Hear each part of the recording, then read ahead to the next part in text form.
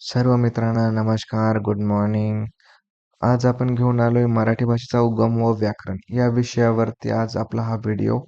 मित्रांनो, सर्वांनाच माहीत असेल की आपल्या मराठी भाषेचा उगम कसा झालेला आहे, कुठून झालेला आहे, कधी झालेला आहे. ठीक आहे, त्या विषयावरती आपण व्हिडिओ घेऊन आलेलो आहे. तर व्हिडिओ चालू करण्या अगोदर मित्रांनो, चॅनलला लाईक आणि सबस्क्राईब करा, जेणेकरून अशाच नवीन जोशाने आम्ही आपल्यासाठी नवीन व्हिडिओ घेऊन येत जाऊ. ठीक आहे मित्रांनो, तर चला आपण सुरू करूया आपला व्हिडिओ. ठीक आहे, तर मित्रांनो, मराठीचा भाषेचा उगम झालेला आहे. तर या मराठी भाषेमध्येच भारतातील भाषा प्रामुख्याने दोन मुख्य भाषिक गटात विभागल्या गेल्या आहेत मित्रांनो. ठीक आहे, तर जसं की त्याच्यामध्ये इंडो युरोपीय, इंडो मीन्स आर्य भाषा जी की 74% आहे आणि द्रविडीय भाषा जी की 24% आहे. ठीक आहे मित्रांनो, तर भारतामध्ये मातृभाषांची जी संख्या आहे ती 1652 इतकी आहे. ठीक आहे, 1652 ज्या भाषा आहेत मित्रांनो, तर यांच्यामध्ये संस्कृत आणि तामिळ या भारतातील सर्वात जुन्या भाषा मानल्या जातात.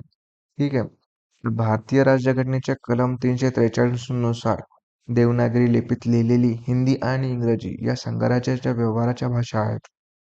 भारतीय घटनेनुसार देशात बोलल्या जाणाऱ्या 22 प्रादेशिक भाषांना राजकीय भाषेचा दर्जा देण्यात आलेला आहे. तर ज्या 22 भाषा कोणत्या आहेत त्या आपण इथे बघूया.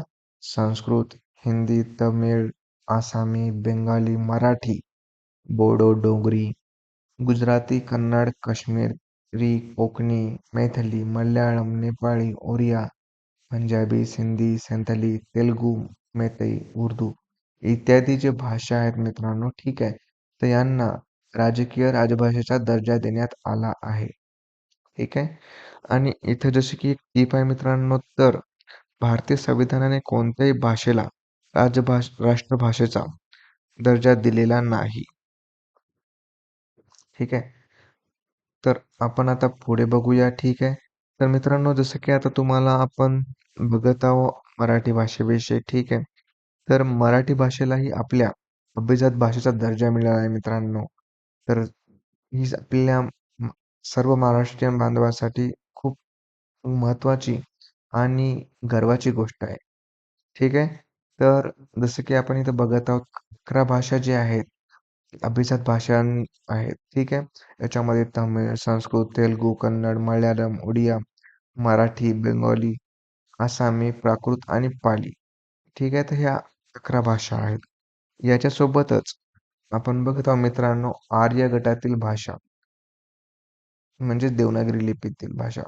तर यांच्यामध्ये संस्कृत, हिंदी, मराठी, पाली, गुजराती आणि बेंगोली या भाषांचा समावेश आहे.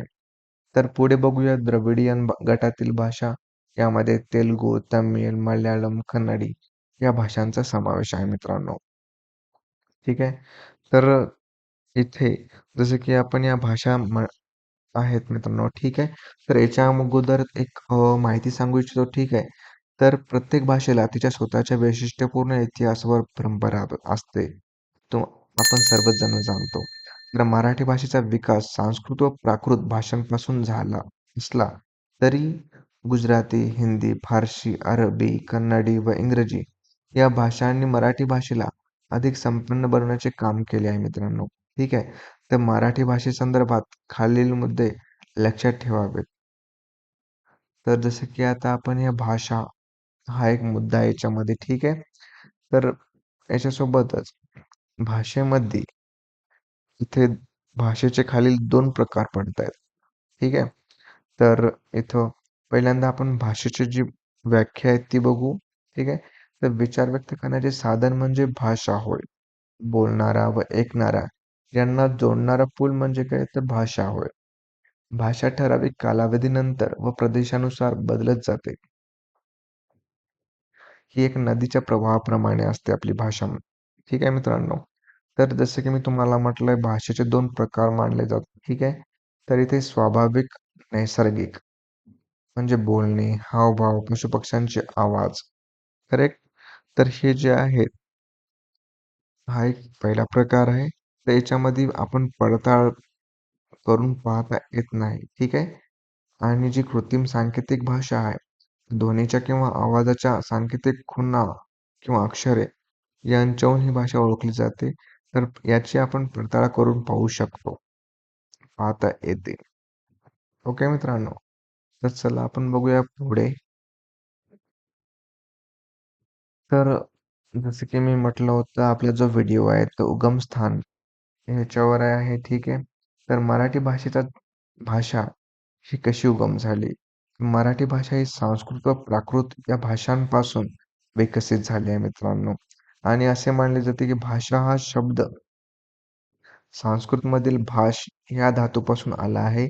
याचा अर्थ बोलणे असा होतो. ठीक आहे. तर याच्या पुढे आपण बघूया लिपी. तर हा शब्द लिंपणे या शब्दावरून रूढ झाला असून आपण ज्या खुणांनी लेखन करतो त्याला लिपी असे म्हणतात मित्रांनो. तर मराठी भाषेची लिपी ही देवनागरी असून ती डावीकडून उजवीकडे लिहितात. तर उर्दू भाषा ही उजवीकडून डावीकडे लिहितात. ठीक आहे मित्रांनो, हा पण पॉइंट लक्षात ठेवा जेणेकरून एक्झाम मध्ये जर का तुम्हाला विचारलं की मराठी भाषा, देवनागरी भाषा ही कुठल्या साईडने लिहितात, तर आपण लगेच आपल्याला कळायला पाहिजे की आपली भाषा ही डावीकडून उजवीकडे लिहितात. ठीक आहे. आणि आपण वाचतोही त्याचप्रमाणे डावीकडून उजवीकडे. पण उर्दूमध्ये वेगळं आहे मित्रांनो. उर्दूमध्ये उजवीकडून डावीकडे. ठीक आहे. तर लक्षात ठेवा ही गोष्ट मित्रांनो. चल पुढचा पॉईंट बघूया. मराठी, गुजराती, संस्कृत, हिंदी, बंगाली व पाली या भाषांची लिपी ही देवनागरीच आहे. ठीक आहे. तर लक्षात ठेवा, आपल्या जे भाषा आहेत मराठी, गुजराती, संस्कृत आणि हिंदी, बंगाली व पाली या कुठल्या देवनागरीत आहेत. तर लिपीच्या शोधाने लेखन शक्य झाले आहे. देवनागरी लिपीतील अक्षरांवर आडवी रेष मारतात तिला शिरोरेष म्हणतात.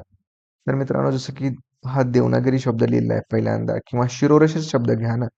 तर शिरोरेष म्हणजे रो रेषा या याच्यावर जो शब्दावर पूर्णपणे जी लाईन मारलेली आहे तिलाच शिरोरेषा असे म्हणतात. ठीक आहे. सरळ आणि सोप्या भाषेतलं आहे. हे लक्षात ठेवा मित्रांनो, जर का विचारलं एक्झाम मध्ये की देवनागरी लिपीत अक्षरांवर आडवी रेष मारतात तिला काय म्हणतात, तर तिला काय म्हणतात, शिरोरेषा. ठीक आहे. चल पुढे बघूया आपण. तर इथे आता आलेली आहे मोडी लिपी. तर मराठी देवनागरी लिपी काही काळ मुरड घालून लिहिण्याची पद्धत होती. तिला मोडी लिपी असे म्हणतात. तर आपण जी भाषा लिहितो ती आता मुरड घालून लिहित नाही मित्रांनो. पण जी पहिल्यांदा जी देवनागरी लिपी होती तिला मुरड घालून लिहिण्याची पद्धत होती. त्यामुळे तिला काय म्हणत होतो आपण, मोडी लिपी. ओके. त्या मोडी लिपीला धावलिपी असे सुद्धा म्हणतात. तर हे तुम्ही लक्षात ठेवून द्या. देवनागरी लिपीला बाळबोध लिपी असे सुद्धा नाव आहे. तर मित्रांनो, आपल्याला परीक्षेला विचारू शकतात की मराठीला जी मोडी लिपी आहे, ठीक आहे, तिला कोणत्या नावाने संबोधले आहे. ठीक आहे. तर मोरड ही मोडी लिपी असे म्हणतात. ठीक आहे. धावलिपी असे सुद्धा म्हणतात आणि बाळबोध लिपी असे सुद्धा नाव आहे. तर प्रत्येक ध्वनीला स्वातंत्र्य चिन्ह असल्याने देवनागरी लिपी परिपूर्ण लिपी म्हणतात. ठीक आहे. तर हे सगळं लक्षात ठेवावे लागेल मित्रांनो आपल्याला एक्झामच्या दृष्टिकोनाने. तर चला आपण पुढे बघून या.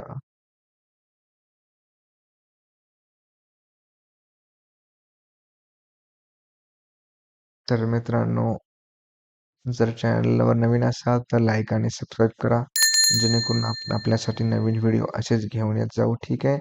तर मराठीतील काही आद्य ग्रंथ व संपदा याच्याविषयी आपण माहिती पाहणार आहोत. ठीक आहे.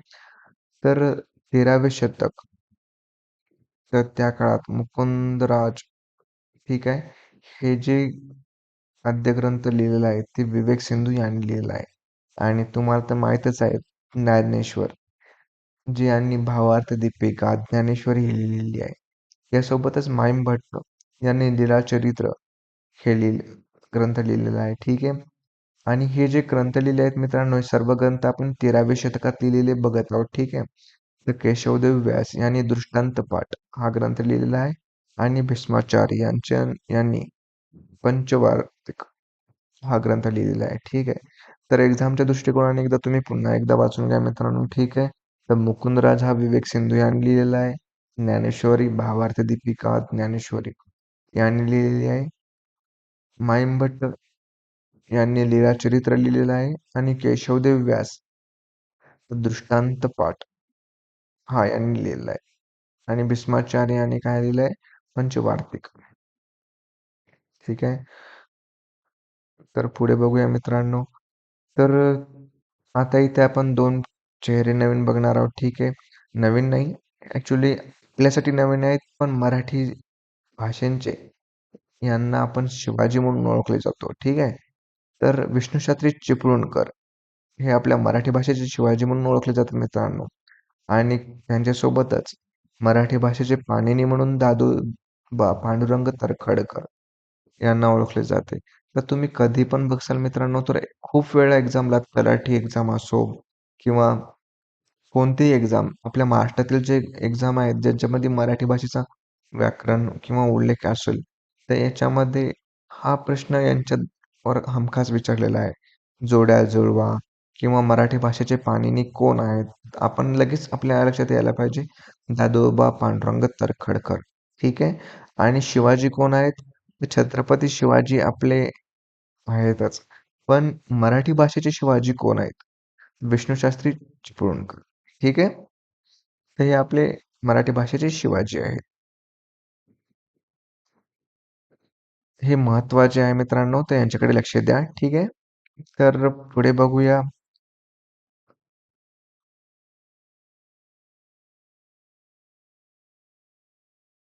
धन्यवाद मित्रांनो, हा व्हिडिओ बघितल्याबद्दल आणि एकदा चॅनलला लाईक आणि सबस्क्राईब करून द्या, जेणेकरून आपण आपल्यासाठी असेच नवनवीन व्हिडिओ घेऊन येऊ जो महत्त्वपूर्ण माहितीसहित. ठीक आहे.